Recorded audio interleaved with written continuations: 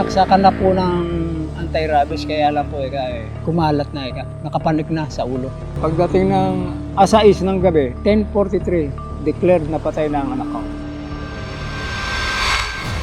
Pagkatapos nating matanggap yung sumbong mula sa isang impormante hinggil sa di umano'y illegal na repacking at tampering nitong mga anti-rabies vaccine na ibinabagsak sa iba't ibang animal bite center, personal po akong nagtungo dito sa National Bureau of Investigation para isumbong at idulog ang reklamo.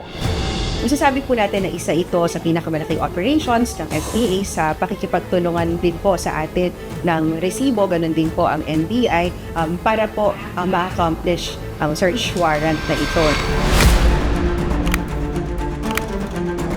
Ano na, start by na tayo ha?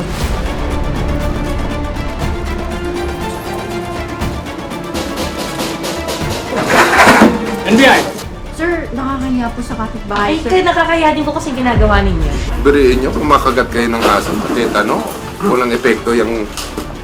Hindi nyo ba naisip yun? Oo, kasama niyo. Malaki to. Ito public hazard everyday to eh. Maraming na siguro natulukan o nagamit tong bakuna na ito.